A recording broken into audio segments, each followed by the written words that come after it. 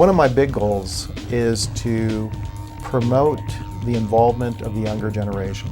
This is so important. As you come to a conference like this and you sit in the auditorium and you see all these silver-haired individuals that are there, if we don't get the younger generation involved, we are going to go extinct, become extinct as an organization. I was really intrigued by all the stories about UFOs and aliens, so I actually began my own news clipping service at the age of 11, not really knowing why, but the general interest was there. And I did that for a number of years. My family moved to Puerto Rico when I was about that age as well. And at that time, Puerto Rico was a hotbed for UFO activity. There was a lot of sightings going on around the island of Vieques, a lot of USOs, saucers flying in and out of water. Down in the southwestern part of the island, there's the Laguna Cartagena, which is famous for numerous UFO sightings. So that really piqued my interest. My wife and I moved to Colorado. She wanted to go to graduate school, and I formed my own business, a computer training business.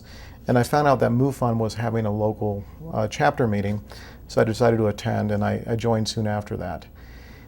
From that point, I was really getting into investigations. I became the northeastern Colorado State Section Director, and then the northwestern Colorado State Section Director.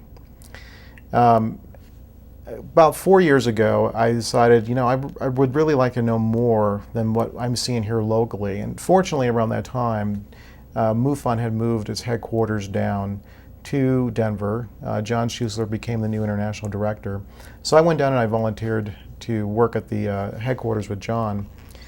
The first thing I noticed was, here are all our case files. We had all our case files in our storefront at the time. Numerous file cabinets full of these old cases going back 37, even more years than that. And I asked John one day, what are we doing with this data? And he said, well, it's here. I said, yeah, but what are we doing with this data? And obviously nothing was being done with the data. So I sat down and spent some considerable time thinking about a project, and I came up with what's called the Pandora Project. I presented that to the board and said, folks, MUFON has a reputation of being the black hole of ufology. Stuff comes in, nothing goes out. We need to reverse that. We need to make this data accessible to everybody, not only our investigators, but the public. People would like to know what is in these files. The board agreed, and so they gave me the responsibility for the project. So I took it on soon after that. The files were transferred to my house.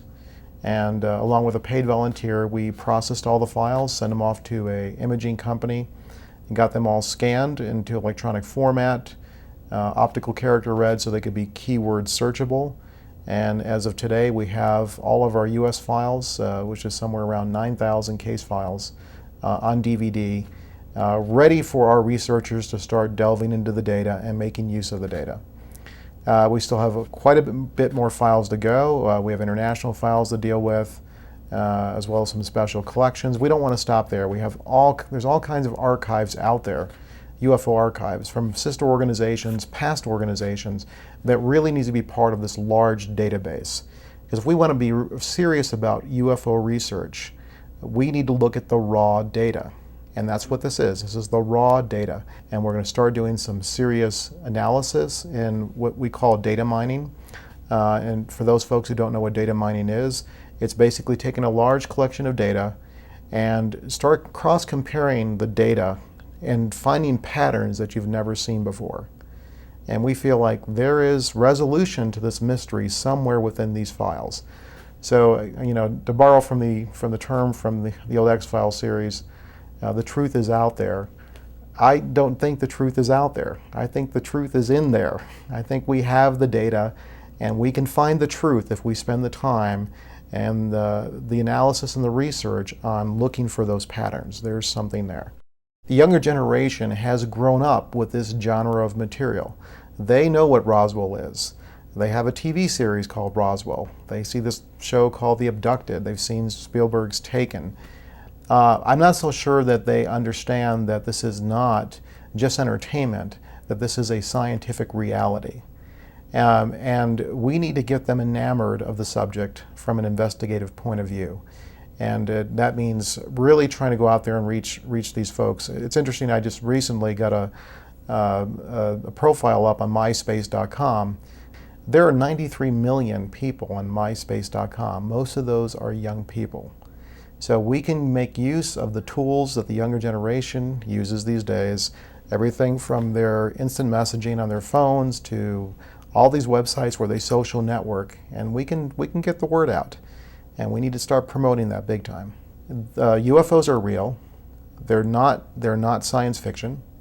This is something that is being seen worldwide, and it's of concern to not just our generation, but your generation as well. And we need to figure out what this mystery is, and we need your help. We need your help investigating it. We need your help researching it.